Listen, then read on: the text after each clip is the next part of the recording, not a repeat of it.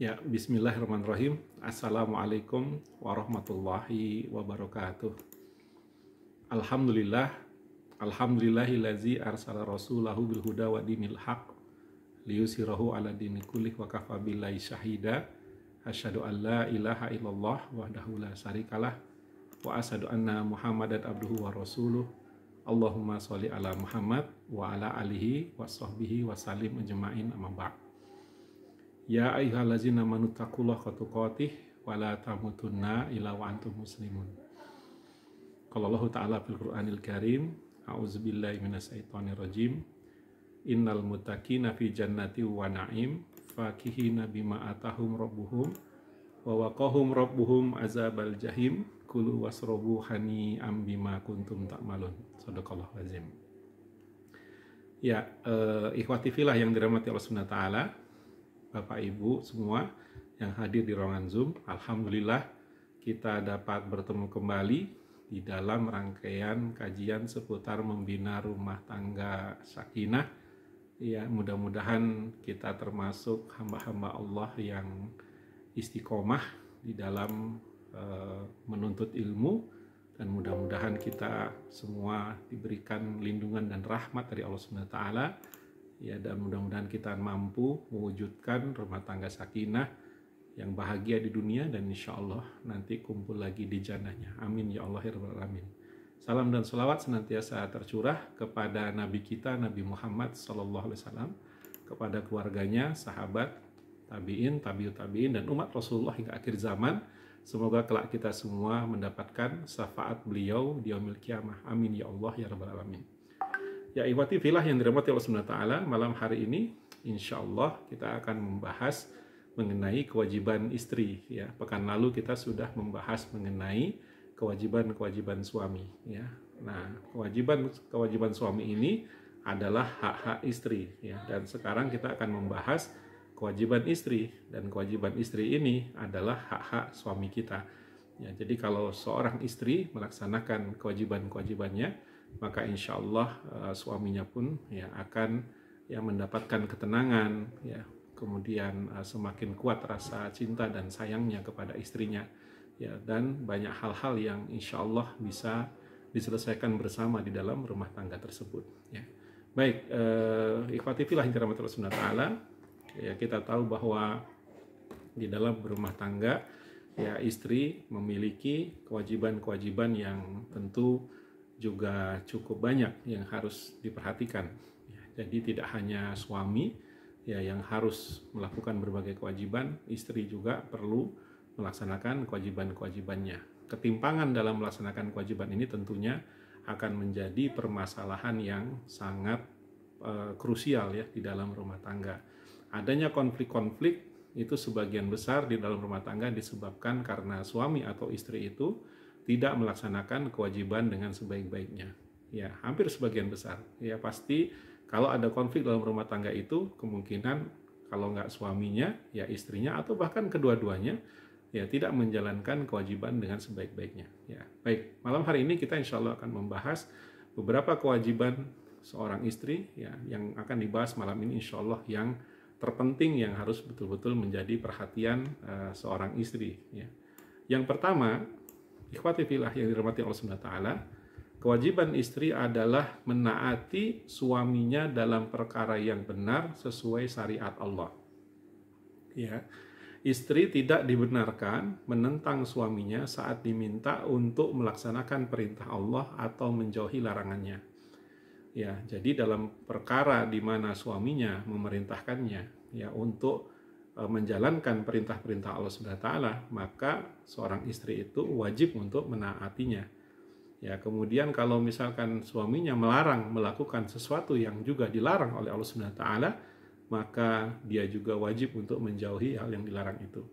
Ya, nah ketika dia melihat bahwa suaminya memang betul-betul benar sesuai dengan syariat Allah dan Rasulnya, maka dia pun wajib untuk menaati apa yang diperintahkan oleh suaminya dan juga apa yang dilarang oleh suaminya. Misalkan ada seorang istri yang disuruh untuk merapihkan cara berpakaiannya, cara berhijabnya, mungkin pakai kerudungnya belum rapi, belum menutupi auratnya dengan baik, atau pakai bajunya masih ngepres gitu ya, masih bisa menarik perhatian laki-laki lain, atau misalkan katakanlah tidak memenuhi unsur syar'i gitu ya. Kemudian suaminya memerintahkannya untuk memperbaiki caranya berpakaian, maka ini wajib untuk diikuti. Ya, meskipun tentu ya di dalam berpakaian itu ada beberapa perbedaan dalam bab fikih ya. Misalkan berkaitan dengan niqab atau cadar gitu ya. Ada beberapa imam mazhab yang membolehkan gitu ya, memperlihatkan wajah gitu ya, dan ada beberapa yang lain yang harus menutup wajahnya dan menyisakan mungkin matanya saja gitu ya. Nah, ini tentu di sini ketika ada perbedaan, maka suami istri itu harus saling bertoleransi dalam perkara perbedaan mazhab seperti itu ya. Nah, kemudian misalkan katakanlah suami menyuruh dia untuk melanggar perintah Allah Subhanahu wa taala misalkan. Ya, barangkali di antara suami itu ada yang tidak paham agama. Ya, misalkan malah justru menyuruh istrinya untuk membuka hijabnya. Nah, ini tidak perlu ditaati.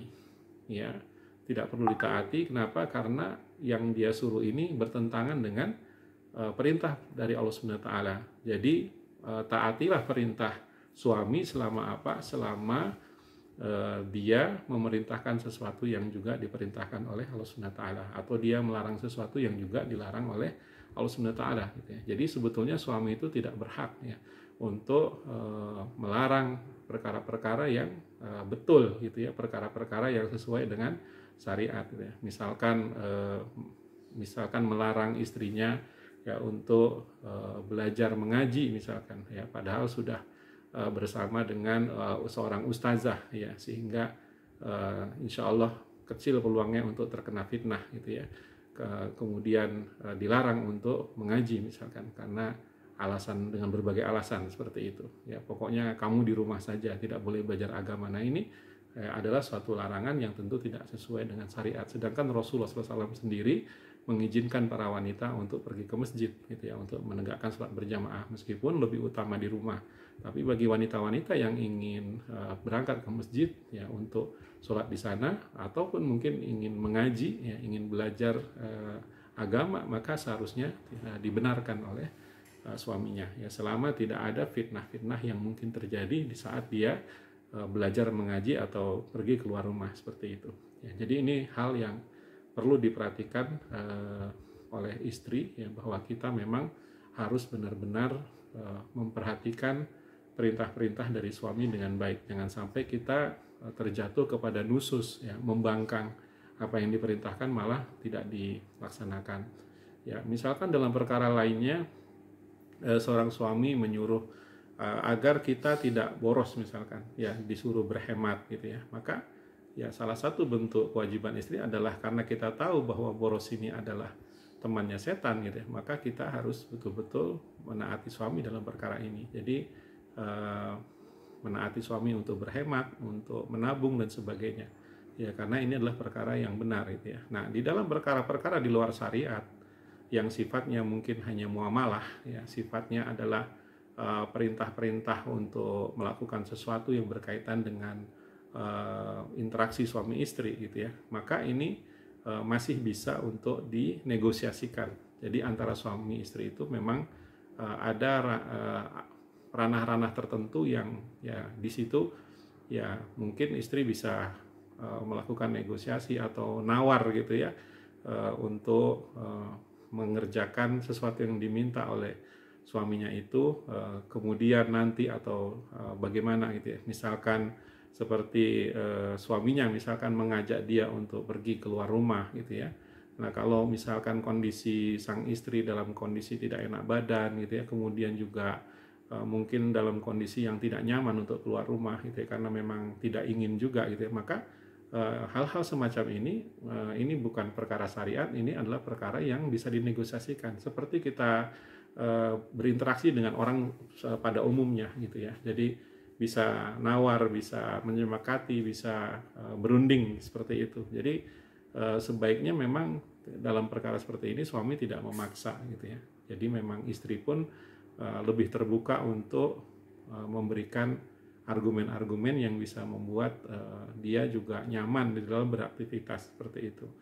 Ya, jadi dalam interaksi-interaksi yang sifatnya di situ tidak ada hukum syariat gitu ya, maka berlaku prinsip win-win solution, negosiasi dan sebagainya supaya semua pihak nyaman ya. Nah, dari Abu Hurairah radhiyallahu anhu bahwasanya Nabi SAW pernah ditanya, istri manakah yang paling baik? Beliau menjawab, sebaik-baik wanita adalah yang membahagiakan suaminya ketika ia memandangnya, menaatinya ketika ia memerintahkannya, serta tidak menentang suami dalam perkara diri dan hartanya. Hadis riwayat Hakim. Ya, jadi salah satu yang akan membuat suami itu bahagia adalah ketika memiliki istri ya yang nyaman dipandang. Ya, berarti di sini memang seorang istri ini harusnya merias diri itu untuk suaminya, ya bukan untuk orang lain.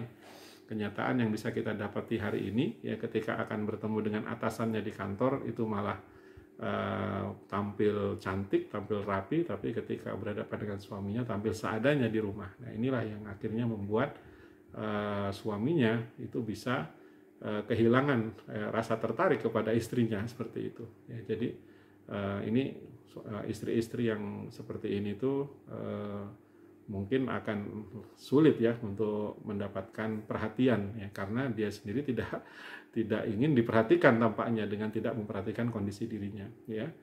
Jadi di rumah tidak mandi, kemudian tidak seger gitu ya, tidak wangi dan sebagainya ya. Nanti bahayanya kalau suaminya ketemu dengan wanita yang tampil lebih baik misalkan di luar sana. Nah, ini sangat berbahaya ya, seperti itu.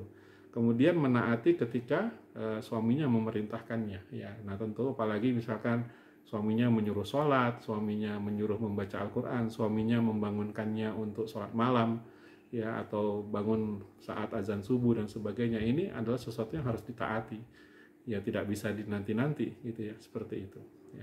Kemudian tidak menentang suami dalam perkara diri dan hartanya ya. Jadi ya di sini memang kita harus menjaga ya kehormatan suami dan juga menjaga harta suami dengan sebaik-baiknya seperti itu ya. Hadis riwayat Hakim.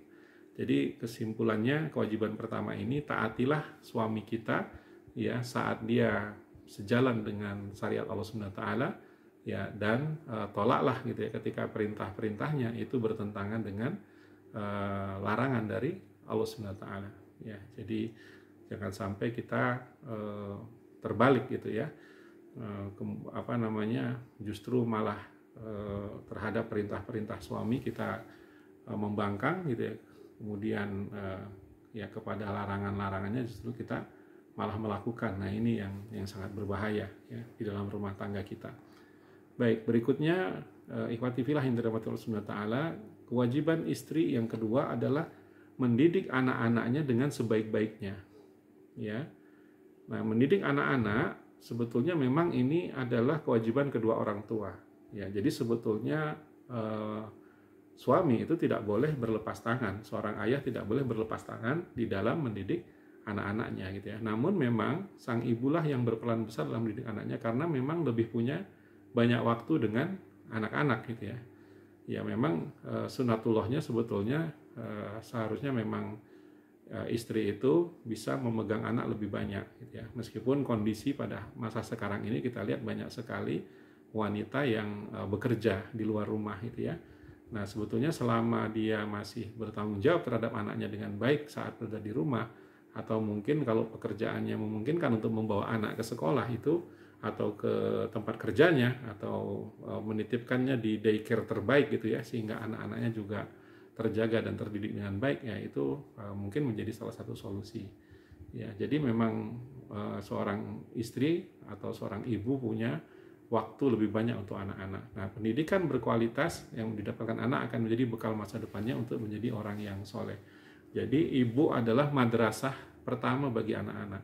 Jadi kalau ibunya tidak mengajari anak-anak hal-hal mendasar seperti soal adab gitu ya, adab makan, adab minum gitu ya, kemudian adab ke toilet gitu ya, kemudian bagaimana adabnya berkaitan dengan kebersihan ya, kemudian toilet training termasuk bagaimana dia membersihkan bekas air kencingnya atau BAB-nya. Nah, ini semuanya harus diajarkan memang oleh seorang ibu gitu ya. Jadi hal-hal yang mendasar ini memang bagusnya oleh seorang ibu. Ya, termasuk makan pakai tangan kanan, kemudian jangan berdiri ya.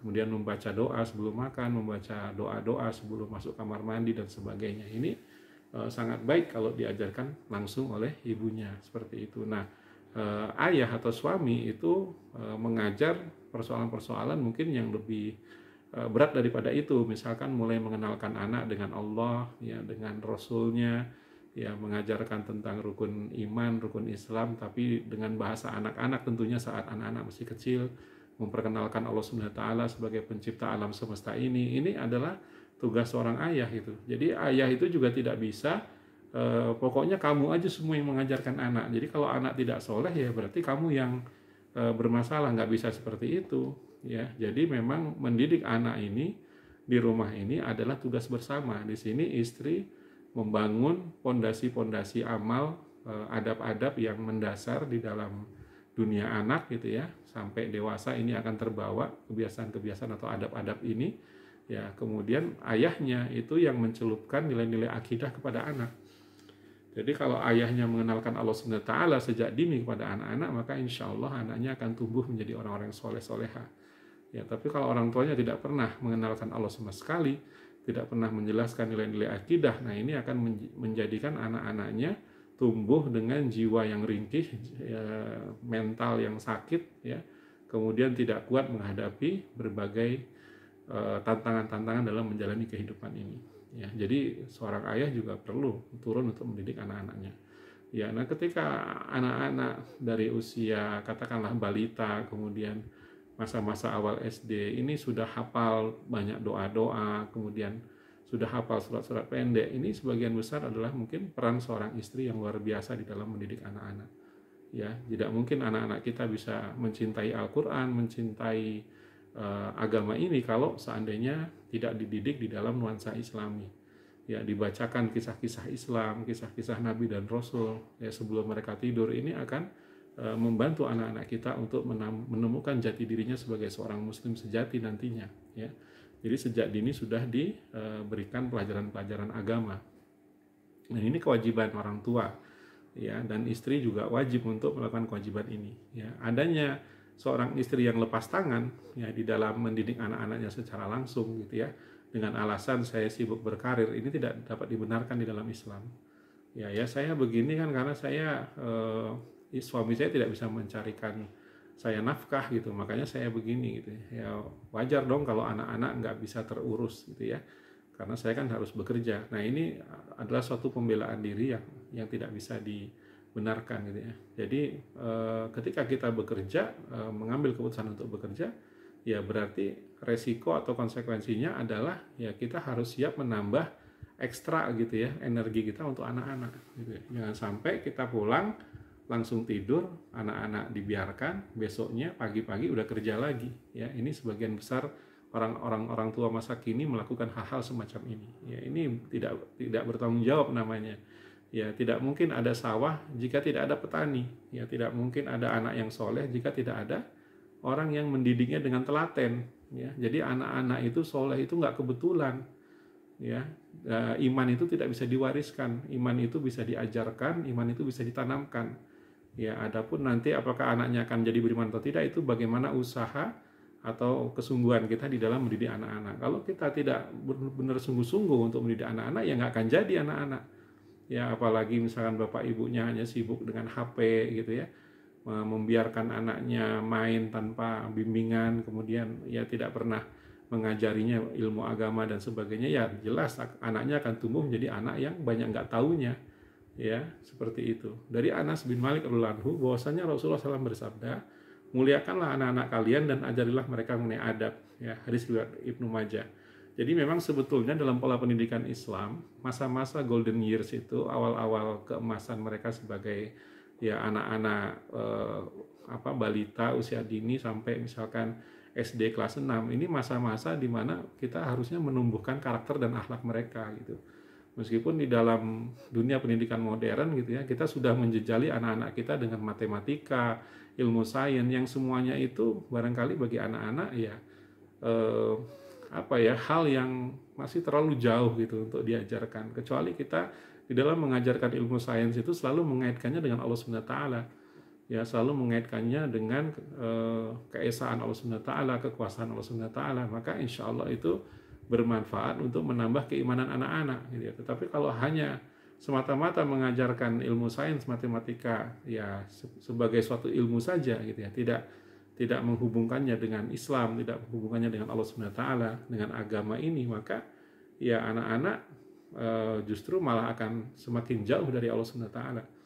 Ya, dan dia kira ilmu itulah yang menjadi sangat penting dalam kehidupannya. Makanya kita melihat banyak orang ketika mereka dewasa, mereka lebih mendewakan ilmu arsitektur, ilmu teknik sipil, ilmu pertambangan, teknologi dan sebagainya gitu ya, telekomunikasi dan sebagainya daripada ilmu agama.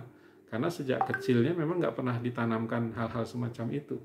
Ya, jadi ini adalah kesalahan dari orang tua dan juga para pendidik lainnya. Ya, di dalam menanamkan nilai-nilai keislaman kepada anak-anak ya. Dan yang lebih pasti lebih salah lagi tentunya orang tua. Kita tidak bisa menyalahkan lembaga pendidikan. Lembaga pendidikan itu hanyalah mitra kita di dalam mendidik anak-anak ya. Ada sebagian besar orang tua yang merasa dengan menitipkan anak-anak di sekolah-sekolah Islam terbaik, mereka pikir itu sudah cukup untuk menjadikannya anak-anak yang soleh dan soleha, sedangkan anak-anaknya sendiri tidak punya teladan terbaik di rumah mereka. Ya, tidak punya orang tua yang membimbing mereka di dalam bingkai keimanan. Ya, akhirnya anak-anak ini kehilangan role model dalam kehidupannya. Ya, Islam itu seolah-olah hanya menjadi teori di atas kertas karena dia tidak melihat praktek nyata di dalam rumahnya. Ya, dia tidak pernah melihat ayah ibunya mengaji, dia tidak pernah melihat ayah ibunya membahas agama, dia juga tidak pernah mendapatkan nasihat-nasihat agama dari orang tuanya. Bagaimana anak-anak akan tumbuh gitu ya di dalam nilai-nilai Islam. Ada seorang siswa gitu dari sebuah SMA Islam di kota Bandung gitu ya, dia curhat sama seorang guru agamanya gitu ya. Masa ngomongnya seperti ini ya, seandainya ayah saya itu adalah bapak gitu ya, tentu saya akan bahagia sekali ya. Saya senang gitu dengan Pak Guru gitu ya, karena Pak Guru banyak ilmu agamanya, saya banyak bisa bertanya hal-hal gitu ya. Orang tua saya setiap saya tanya apapun selalu mengatakan tanya saja sama gurumu gitu kan, kami sudah membayar mahal untuk sekolahmu. Jadi tidak bisa diajak sharing, tidak bisa diajak untuk diskusi soal agama dan sebagainya gitu ya. Jadi malah membayangkan seandainya guru agama di sekolahnya itu adalah ayahnya gitu ya. Ini kan suatu hal yang tragis ya, seperti itu. Jadi anak-anak kita justru tidak menghormati kita ya sebagai sumber inspirasi pertama di dalam kehidupan mereka. Ya, justru mereka merasa orang lainlah yang mengisi kekosongan-kekosongan itu. Sayang sekali kalau orang tua seperti ini. Ya, karena penyesalan kita nanti saat kita di hari tua adalah ya ketika tiba-tiba anak-anak sudah pada dewasa semua, lalu mereka meninggalkan rumah, ya maka kita akan hidup dalam kesunyian, kesepian yang luar biasa. Di masa kecilnya kita tidak ada waktu untuk mereka. Ketika mereka sudah menikah pun akhirnya mereka ya tidak punya waktu untuk kita. Ya akhirnya kita akan merasakan semacam ini gitu ya, semacam kekosongan di dalam kehidupan ini. Ya karena anak-anak itu akan kembali kepada kita dengan penuh rasa kerinduan. Seandainya dari kecil itu sudah ada bonding, ikatan yang kuat antara kita dengan mereka. Ya, jadi siapapun orang tua yang ingin di hari tuanya akan dikelilingi oleh anak-anaknya yang penuh rasa cinta kepada orang tua, maka dari kecilnya mereka itu harus dipupuk perhatian kita. Ya tidak bisa kita membiarkan mereka dalam kondisi silahkanlah gitu ya tumbuh sendiri gitu ya. Kan sudah saya support dengan harta benda dan sebagainya, fasilitas. Ya apalagi yang kamu cari gitu ya. Padahal anak membutuhkan lebih dari sekedar fasilitas-fasilitas tersebut. Ya maka seorang ibu ya jangan pernah meninggalkan pos kita untuk apa? Untuk mendidik anak-anak itu di jalan Islam. Ya. Kemudian yang ketiga, kewajiban seorang istri juga adalah menjaga dan merawat rumah suaminya dengan baik ya, dan rumahnya dia juga kan itu. Ya, nah sebaiknya istri memang membantu suaminya dalam membersihkan dan merawat rumah dan aset yang ada di dalamnya. Bukan berarti bahwa semua yang ada di rumah itu kewajiban istri untuk mengurusnya, bukan. Ya, ada beberapa part atau bagian-bagian di dalam rumah itu yang memang harus suami yang yang mengurusnya gitu ya. Nah, di sini istri membantu hal-hal yang suami tidak bisa garap itu dengan baik gitu ya. Seperti misalkan menjaga kebersihan pakaian suami dan anak-anaknya. Ini harus ya bagaimana gitu ya kalau ya seorang suami juga turun di sini, apalagi dia misalkan tidak punya waktu gitu ya. Meskipun bagi saya pribadi mencuci pakaian anak-anak dan sebagainya ini adalah suatu pekerjaan yang sangat ringan. Kalau saya ada waktu kadang-kadang saya kerjakan juga. Bahkan ada anggota dewan yang ya dulu beliau pernah menjadi anggota DPR RI gitu ya, di periode 2024 itu ya seorang ustadz ya, itu sampai anak-anaknya SMA kuliah itu beliau yang mencucikan pakaian 7 anaknya gitu ya. Karena kalau misalkan diserahkan kepada istrinya, ya istrinya harus membersihkan rumah, harus masak, harus mengurusi anak-anaknya dalam soal-soal ya seragamnya kah, PR-nya dan sebagainya gitu ya. Sedangkan suaminya seorang dai, juga seorang anggota legislatif yang sangat sibuk juga di luar, banyak amanah dakwah. Ya maka tidak mungkin gitu ya dia melihat istri saya bisa ini. Ya akhirnya suaminya juga turun gitu ya untuk membantu dari sisi mungkin mencucikan pakaiannya saja, tapi tidak sampai nyetrika ya seperti itu. Meskipun kalau sekarang kan kita lihat udah ada jasa laundry ya kita bisa nyerahkan ke orang lain. Tapi memang beberapa rumah tangga saya lihat yang mereka memutuskan untuk tidak menggunakan pihak ketiga untuk ngurus rumah. Jadi dianggapnya suami istri ketika mengurus rumah ini bagian dari aktivitas fisik yang menyehatkan gitu ya. Jadi dengan adanya kerja-kerja ini kita jadi sehat gitu ya. Jadi tidak diem aja, tidak mager gitu ya. Jadi ada aktivitas lah, bersih-bersih rumah dan sebagainya. Kan kalau kita punya asisten rumah tangga, itu kita tinggal duduk manis, semua dikerjakan sama orang lain gitu ya. Nah ini memang jadi kurang gerak lah seperti itu ya. Kemudian ya menangani urusan dapur atau masak ya jelas ini adalah fitrah perempuan gitu ya untuk berada di dapur. Meskipun tidak sedikit juga ada laki-laki yang pintar di dalam masak, bahkan sebagian besar chef itu adalah seorang laki-laki ya. Jadi kalau kita punya suami yang bisa masak itu bonus ya. Alhamdulillah bisa gantian gitu di dalam menikmati berbagai variasi hidangan gitu ya. Tapi kalau misalkan memang suami tidak bisa, maka sudah selayaknya lah istri yang memasak gitu ya. Nah memang kurang bagus juga kalau istri selalu mengatakan misalkan udah beli aja ya gitu ya, setiap saat beli terus gitu ya, nggak pernah masak.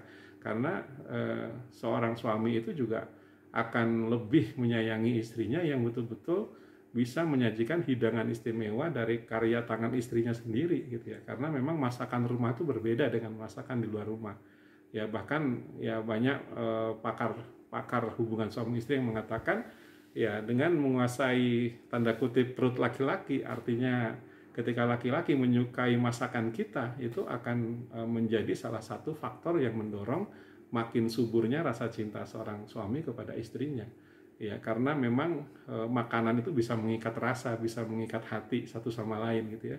Ketika dia katakanlah keluar kota untuk kerja, lalu dia rindu misalkan dengan sambal buatan istrinya atau soto bikinan istrinya atau apapun lah masakan spesial yang selama ini dia anggap istrinya lah yang terbaik di dalam menyajikan itu Masya Allah ya. Sehingga ada kerinduan untuk pulang ke rumah, ada kerinduan untuk menikmati hidangan yang dibuat oleh istrinya sendiri ya, seperti itu. Jadi memang ini adalah poin penting di dalam rumah tangga ya. Ketika istri sama sekali tidak pernah ke dapur ya, tidak pernah menyajikan sesuatu untuk suaminya ya, ini akan menjadi ada sesuatu yang hilang ya di dalam hubungan suami istri itu.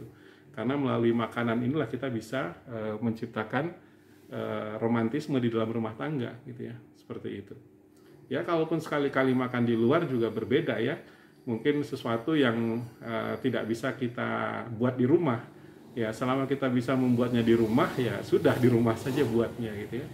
Kalau kecuali kita ingin menikmati hidangan apa gitu yang kita tidak bisa membuatnya di rumah, mungkin sesekali perlu juga keluar untuk menghabiskan waktu bersama gitu ya dengan pasangan kita atau dengan anak-anak seperti itu ya, agar tidak ini juga barangkali ya mencari suasana baru gitu ya. Tapi juga jangan terus-terusan gitu ya, keluar terus juga tentu tidak nyaman gitu ya bagi sebuah keluarga itu ya.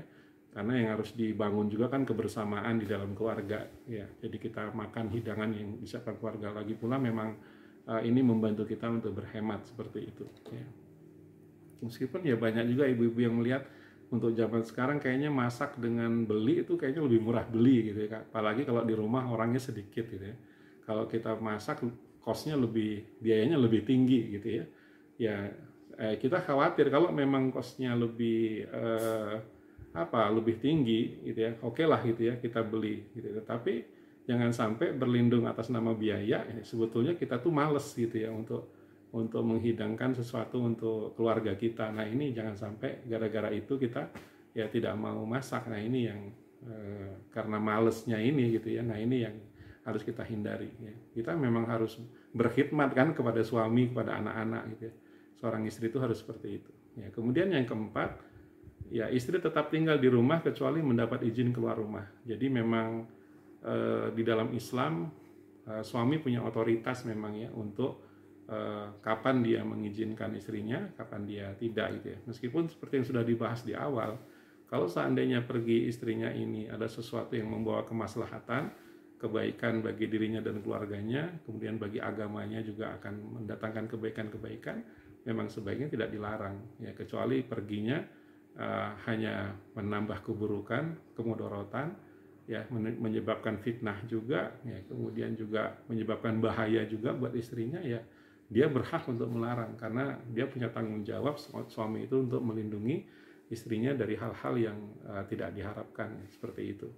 Nah, jadi kalau suami tidak ada di rumah, salah satu yang harus kita perhatikan adalah jangan sampai gitu ya ada orang yang bukan mahram masuk ke dalam rumah gitu ya. Nah, ini kalau bisa jangan gitu ya. Jadi bila di rumah tidak ada suami itu ya tidak boleh gitu ya. Kita cukup mungkin melayaninya di pagar atau di depan pintu rumah saja gitu. Kalau ternyata tamunya sudah terlanjur masuk. Ya, bahkan ya kita di sini disuruh mewaspadai gitu ya, adik ipar ya, kakak ipar ini harus diwaspadai ya, karena ipar itu adalah maut ya. Ya bahkan sudah difilmkan segala gitu ya, dengar-dengar gitu ya. Jadi memang ini adalah hal yang patut dijaga sekali ya. Dan kepada kalau misalkan bukan mahram ini katakanlah hadir bersama, mungkin tidak sendirian dengan beberapa orang yang kita kenal atau ini mungkin tidak masalah gitu. Tapi kalau misalkan dia datangnya sendiri, apalagi lawan jenis, nah ini adalah sesuatu yang tidak dibenarkan gitu ya. Kemudian bila keluar rumah harus mendapatkan izin suami dan harus berpakaian syar'i. Ya, ini wajib gitu ya. Adanya banyak perempuan-perempuan yang keluar rumah dengan pakaian-pakaian yang tidak syar'i ini ya, mengundang banyak laki-laki untuk mengganggunya ya, dan mengundang fitnah-fitnah di luar sana ya. Makanya pastikan kita betul-betul berusaha untuk memperbaiki dan mendisiplinkan bagaimana busana syar'i itu seperti apa gitu ya. Kemudian selama di luar kita ya, sebagai istri itu memang harus banyak menundukkan pandangan ya, seperti halnya suami di luar itu juga betul-betul ya harus melihat yang halal untuk dilihat. Jadi tidak melihat hal-hal yang bisa memicu hawa nafsunya ya, bisa mendorong dia untuk melakukan hal-hal yang dilarang oleh Allah SWT seperti mendekati zina dan sebagainya gitu ya. Maka menundukkan pandangan ini adalah cara untuk menjaga gitu ya. Nah, jangan sampai itu, apalagi kita kadang-kadang melihat gitu ya, ya sekumpulan katakanlah ibu-ibu berada di suatu restoran atau kafe gitu ya. Kemudian ketika misalkan ada atau laki-laki atau bapak-bapak lewat di meja mereka gitu ya, mereka komentari gitu ya, mereka pandangi dari atas sampai bawah.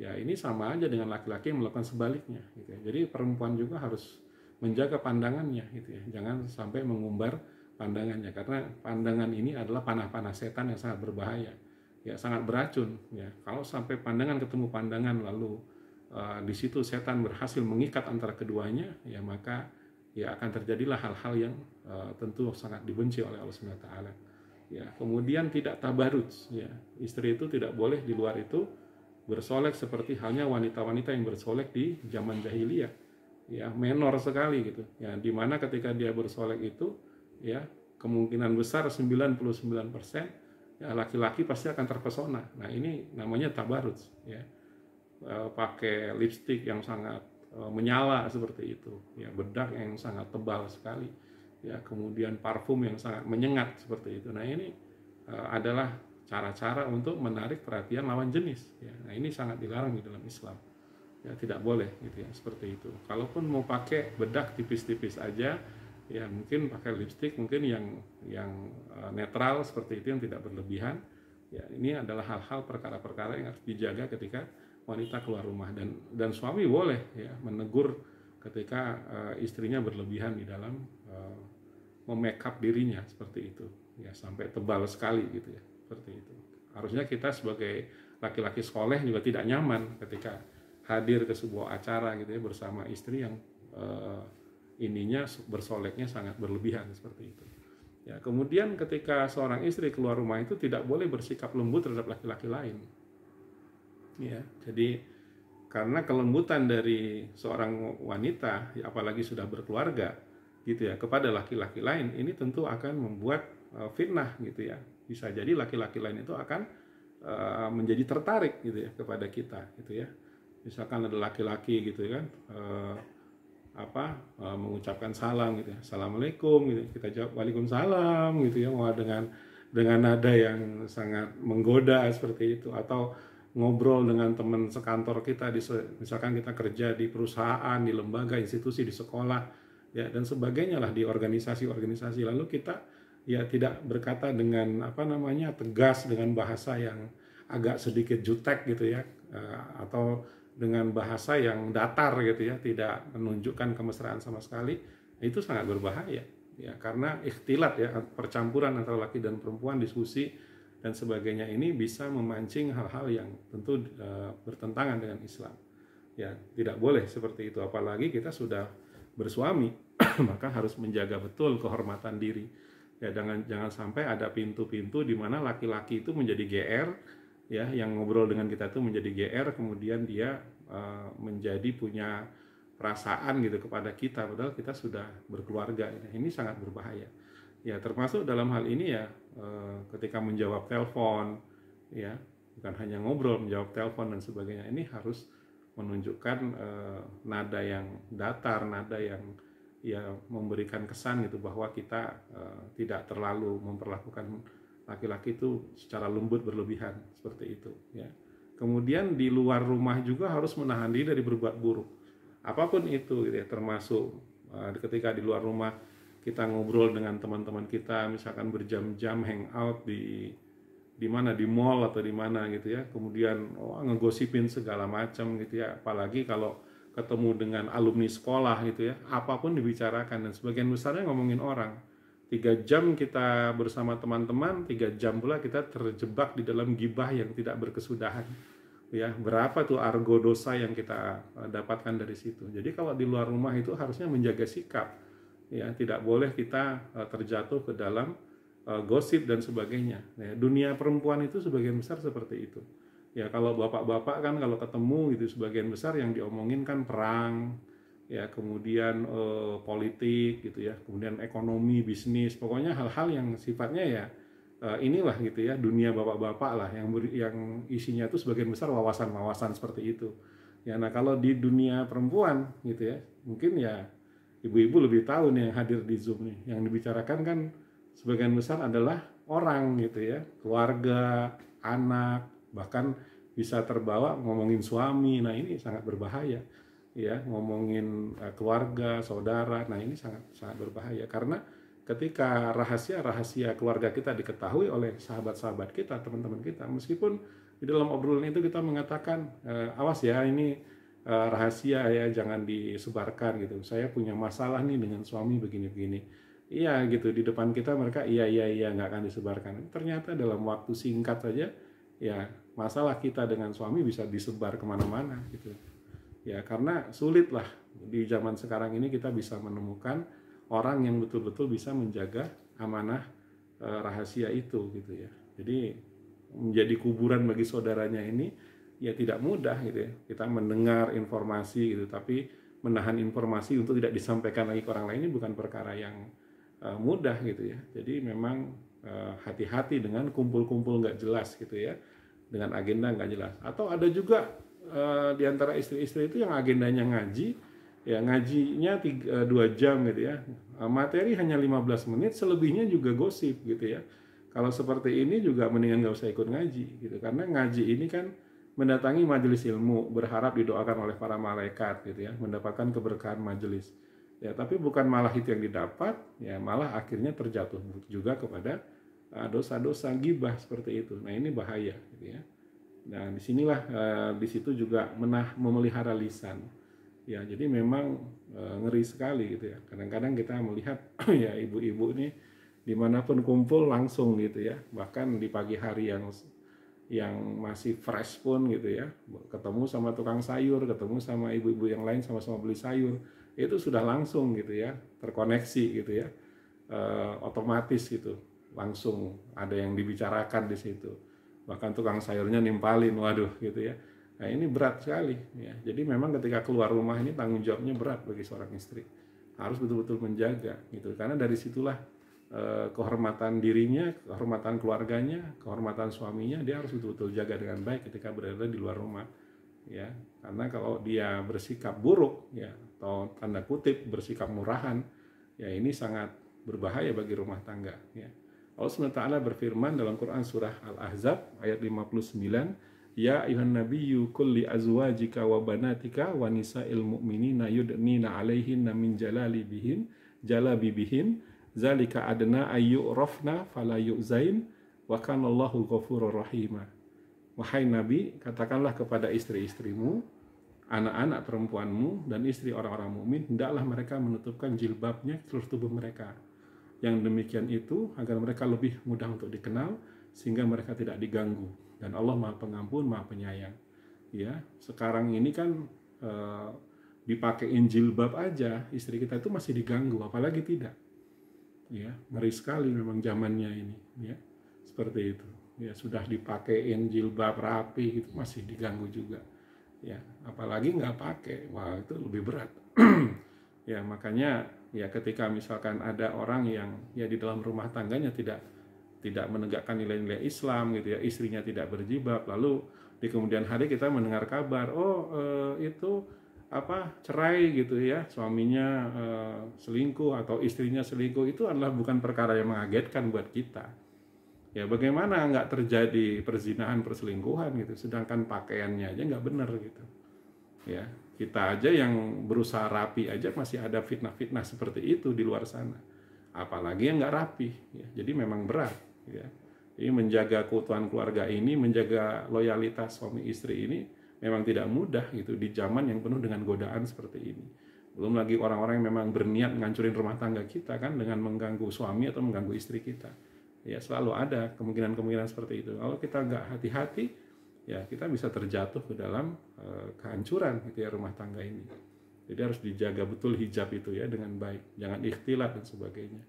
Ya, selama kadang-kadang ada acara-acara reuni sekolah gitu ya, yang kadang-kadang kita ya semuanya datang tidak membawa pasangannya, tidak membawa istrinya gitu ya. Kemudian ketemu dengan kawan lama, ya lalu di situ bercanda-bercanda secara berlebihan gitu ya. Ini sangat berbahaya untuk rumah tangga kita sebetulnya gitu ya. Jadi lebih baik kita tidak perlu hadir gitu ya, kecuali memang di acara reuni-reuni itu barangkali kita diwajibkan membawa suami istri, kemudian acara di sana itu dipisah di antara tamu laki dan perempuan dipisah ya, kemudian acaranya penuh dengan keberkahan, misalkan ada tausiah dari seorang ustadz atau ulama ya, kemudian di situ ditutup dengan acara katakanlah makan bersama gitu ya, ikhwan akhwat dipisah seperti itu, kemudian pulang, itu kan berkah sekali ya kalau acara reuni seperti itu. Masalahnya jarang sekali acara reuni seperti itu. Ini malah datang sendiri ya, datang ke hotel, acaranya di hotel, kemudian menari-nari, menyanyi-menyanyi dengan teman-teman lama, istri nggak ada di situ. Wah, bahaya sekali. Makanya banyak kasus CLBK ya, cinta lama belum kelar atau cinta lama bersemi kembali ya. Nah, itu bahaya sekali ya. Jadi memang kita harusnya menghindari ya acara-acara semacam itu ya. Saya sempat juga sih hadir gitu, tapi pas dilihat-lihat gitu ya, konten acaranya ya tidak memberikan value-value yang bisa menambah keimanan kita gitu ya. Bahkan sampai akhirnya ya katakanlah orang yang teman-teman kita yang menyukai musik, yang sampai hari ini masih menyukai musik ya, naik ke atas panggung kemudian nyanyi dan sebagainya gitu ya. Ya ini adalah hal yang berat ketika kita sudah hijrah ya, lalu kita melihat teman-teman kita seperti itu. Memang semua mungkin ikhwati filah di sini di ruangan Zoom ini merasa ya, kalau kita ketemu sama kawan SMA SMP itu memang kita seperti balik lagi ke zaman dulu ya, jadi seolah-olah kita itu masih muda seperti dulu, dan itu berpotensi apa ya, kenakalan masa lalu itu bangkit di dalam diri kita ya kan. Kita sudah hijrah, sudah meninggalkan, tapi ketemu dengan teman-teman yang dulu melakukan banyak hal-hal, perkara-perkara ya yang melanggar perintah-perintah Allah Subhanahu wa taala ya. Tiba-tiba gitu kan, misalkan katakanlah gitu, sederhananya gitu ya, kita diundang sama teman, yuk kita ketemu di kafe gitu ya, makan-makan lah gitu, seperti itu. Ngomongnya sih makan-makan, tiba-tiba katakanlah waktu SMA nih ya, kita misalkan pernah merokok kah atau pernah minum minuman keras bersama mereka gitu ya. Ketika ketemu lagi kemungkinan besar akan ditawarkan lagi benda yang sama itu ya, dan akhirnya yang sudah hijrah akhirnya ngerokok lagi, akhirnya minum khamr lagi gitu ya, seperti itu ya, melakukan perkara-perkara yang diharamkan di dalam Islam, kambuh lagi gitu. Jadi kita kalau ketemu sama teman lama yang tidak berubah, itu menjadi ujian yang sangat berat buat kita ya, makanya betul-betul harus dijaga ya. Kemudian dalam ayat yang lain ya, berkaitan dengan ini ya, bagaimana kita harus keluar rumah itu harus bagaimana seorang istri ya, waqarna fi buyutikunna wala tabarrajna tabarrujal jahiliyah ya, al-ula wa aqimna shalah wa atina zakah wa atina Allah wa rasulah innama yuridullahu liyuzhiba ankumur rijsa ahlal baiti wa yutahhirakum tathira ya, dan hendaklah kamu tetap di rumahmu dan janganlah kamu berhias ya, dan bertingkah laku seperti orang-orang jahiliyah dahulu, dan laksanakanlah sholat, tunaikanlah zakat, dan taatilah Allah dan Rasulnya. Sesungguhnya Allah bermaksud hendak menghilangkan dosa dari kamu, wahai ahlul bait, dan membersihkan kamu sebersih-bersihnya. Ya, Quran surah Al-Ahzab ayat 33. Jadi, ikhwati fillah yang dirahmati Allah Subhanahu wa taala, hati-hati ya, jangan sampai kita berhias berlebihan.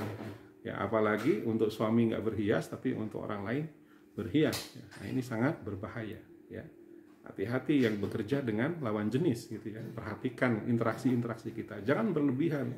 Bercanda, tertawa bersama secara berlebihan ya, sampai misalkan dengan teman kerja saling curhat pada lawan jenis ya. Meskipun dia sudah menikah itu harus diwaspadai, apalagi curhatnya masalah yang sangat pribadi banget, wah itu sudah tidak benar.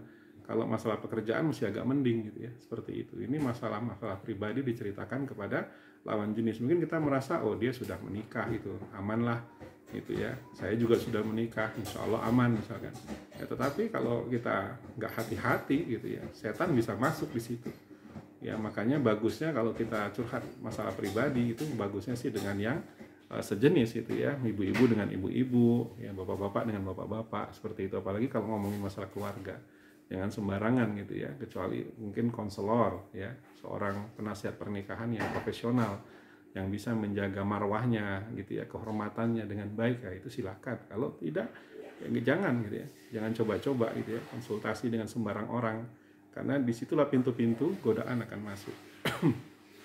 Kemudian Al-Ahzab ayat 32 ya, ya nisa an-nabi lastunna kana ahadim minan nisa in taqautun nafala tahdo nabil qauli fayat ma'allazi fi qalbihi maradun wa qulna qawlan ma'rufa.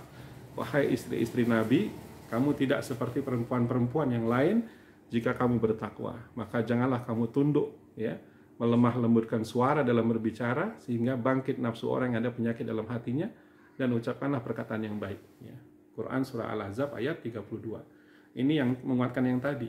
Jadi perempuan itu tidak boleh melembut-lembutkan suara ya kepada laki-laki yang bukan mahramnya gitu ya. Kemudian ketika di dunia kerja, di luar rumah ya, dia harus menunjukkan ketegasan gitu ya. Kalau perlu ya seperti jutek gitu ya, tidak ramah gitu, kepada laki-laki itu harus seperti itu. Jadi memang harus begitu. Ya dulu waktu saya belum ngerti soal ini, kadang-kadang ketemu dengan ya seorang ya ustazah gitu ya, aktivis dakwah muslimah lah seperti itu ya. Ketika diajak ngobrol tuh jawabannya ketus gitu ya seperti ini. Saya pikir kasar banget ya. Nah, waktu itu saya belum tahu tentang ayat ini ya. Jadi belum tahu tentang ayat ini. Nah, setelah saya paham ini, oh berarti yang dulu dilakukan oleh ustazah-ustazah yang saya kenal itu benar berarti gitu ya. Mereka menjaga kehormatan dirinya gitu ya, menjaga agar laki-laki yang berinteraksi dengan mereka itu tidak menjadi GR dan tidak menjadi muncul rasa senangnya gitu ya. Mereka ingin melindungi diri mereka dari perkara-perkara seperti itu gitu ya. Karena kalau berbicara mesra, berbicara lembut, manis itu kemungkinan ya akan ada laki-laki yang tertarik ya, seperti itu ya. Nah, kemudian yang kelima, yang terakhir adalah tidak menyebarkan aib atau rahasia suami.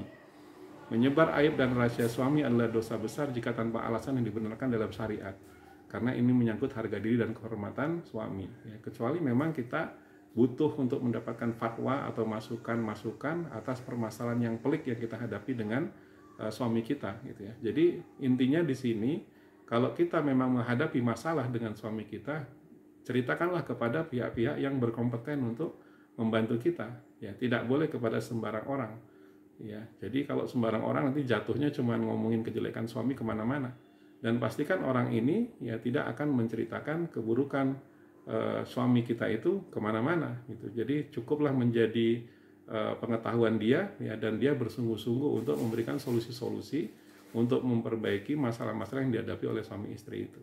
Jadi datanglah pada orang yang tepat gitu ya, untuk meminta fatwa atau masukan-masukan seperti itu. Kalau kita datang ke sembarang orang ya, akibatnya maka aib suami tentu akan berpotensi tersebar kemana-mana ya. Ini adalah hal yang harus dijaga sekali ya. Dan ada baiknya memang seorang istri ketika masalah-masalah itu masih dalam tingkatan yang ringan gitu ya, tidak perlulah orang tua tahu gitu ya. Jadi ya kita coba tutupi sajalah gitu ya. Karena kadang-kadang juga orang tua kita juga tidak dijamin ya memiliki jawaban atau solusi terbaik di dalam menghadapi masalah rumah tangga kita ya. Jelas mereka mah tidak bisa untuk objektif ya, karena orang tua kita kemungkinan besar pasti akan membela kita ya, karena kita anaknya. Jadi kalau ada permasalahan rumah tangga, apalagi kita di dalam mendiskusikan itu kita mengatakan bahwa bukan kita yang salah adalah suami saya misalkan seperti itu, maka pasti ibu kita, ayah kita akan membela kita, itu sudah pasti ya, karena itu sunatullahnya ya, orang tua fitrahnya itu pasti akan membela anaknya gitu ya. Jadi kecil kemungkinannya orang tua akan bersikap objektif menasihati kita sebagai istri gitu ya, kemudian juga memberi masukan kepada suami kita gitu ya. Jadi dua-duanya dikasih masukan itu kecil kemungkinannya ya kalau orang tua kita ya. Tapi kalau seorang konselor pernikahan yang profesional ya, seorang ustadz yang bisa objektif melihat segala persoalan ya, dan tidak emosi duluan gitu ya, dia tenang, dia sabar ya, dia mengaitkannya dengan ya ilmu-ilmu syar'i seperti itu, insya Allah solusi-solusinya akan lebih mantap gitu ya, lebih pasti seperti itu ya. Jadi memang tidak boleh sembarangan menyebarkan aib suami, karena ketika kita sebarkan itu ya, maka kehormatan suami pun akan jatuh di hadapan banyak orang. Dan ketika kehormatannya jatuh, sebetulnya kita sedang meruntuhkan kehormatan kita sendiri ya. Sayang sekali kalau seperti itu ya. Rasulullah SAW pernah bersabda, jika seorang wanita sholat 5 waktu, menjaga kehormatannya dengan baik, menaati suaminya, maka kelak akan dikatakan padanya, masuklah ke dalam surga dari pintu mana saja yang kau sukai. Masya Allah. Hadis riwayat Ahmad dan Ibnu Hibban. Hadis ini sahih ya. Jadi ikhwatifillah yang dirahmati Allah Subhanahu wa taala, sebetulnya kalau wanita mau masuk surga itu ya sederhana sekali ternyata ya langkah-langkahnya ya. Cukup menegakkan salat 5 waktu dengan baik ya, kemudian menjaga kehormatan dirinya dengan baik ketika keluar rumah, ketika berinteraksi dengan laki-laki lain, jangan sampai terjadi fitnah gitu ya di luar sana ya. Kemudian menaati suaminya dengan baik dalam perkara syariat yang dibenarkan oleh Allah Subhanahu wa taala gitu ya, maka kelak dikatakan masuklah ke dalam surga dari pintu mana saja yang engkau sukai ya. Masya Allah ya. Jadi begitu sederhananya mendapatkan surga bagi seorang wanita, meskipun tentu 3 hal ini tidak mudah gitu ya. 3 hal ini kadang-kadang harus kalah dengan hawa nafsu kita, harus kalah dengan ego kita, harus kalah dengan berbagai keinginan-keinginan di dalam kehidupan dunia ini yang tidak ada habis-habisnya gitu ya. Sehingga dan terutama perkara ego gitu ya, Ya ketika banyak di antara wanita hari ini yang merasa bahwa ya dia punya posisi yang sama gitu ya dengan laki-laki gitu ya, artinya punya power yang sama dengan laki-laki, maka dia merasa juga ya saya tidak mau dipersalahkan atas seluruh masalah dalam rumah tangga ini. Dia juga salah seperti itu. Jadi akhirnya ya muncullah gitu ya rumah tangga yang selalu dipenuhi dengan konflik, ya kemudian tidak mengantarkan orang-orang di dalamnya untuk menuju perubahan ke arah yang lebih baik, ya tidak insaf, ya tidak menyadari kekeliruannya. Nah ini yang akhirnya ya merusak gitu ya tatanan rumah tangga. Ya semuanya itu masalah yang paling menghancurkan memang masalah ego, ya mau menang sendiri gitu ya, dan tidak menyandarkan segalanya pada prinsip-prinsip syariat. Nah ini yang berbahaya. Kalau sudah ego yang bermain, setan masuk di situ udah susah. Ya seperti itu. Meskipun suaminya benar, meskipun suaminya membimbing dalam kerangka Islam yang benar, ya maka kalau seorang istri itu sudah lebih mengedepankan egonya daripada mengedepankan kebenaran, itu sudah sulit gitu ya untuk meraih hal-hal yang dijanjikan oleh Allah Subhanahu wa taala ini. Bayangkan ya masuk surga dari pintu mana aja gitu ya. Gitu ya. Ini kadang-kadang ya ada perceraian terjadi, ya seorang istri katakanlah dilarang untuk melakukan berbagai hal tidak nyaman itu, padahal hal-hal itu adalah hal-hal yang insya Allah akan membawa maslahat bagi dirinya, bahwa suaminya melakukan itu karena justru sebagai bentuk sayangnya dan cintanya kepada istrinya, ya ingin istrinya selamat dunia akhirat, maka diberikanlah larangan-larangan itu gitu. Tetapi ya mungkin istrinya masih punya keinginan, banyak keinginan yang nggak bisa ditahan, yang berkaitan dengan kehidupan di dunia ini, ya, akhirnya ya terjadilah konflik besar dan akhirnya terjadilah perpisahan. Nah tentu ini yang berat ya di dalam rumah tangga kita. Mudah-mudahan para istri ya bisa mengevaluasi diri kita masing-masing ya setelah mendengarkan tausiah singkat dan sederhana ini yang tentu jauh dari lengkap.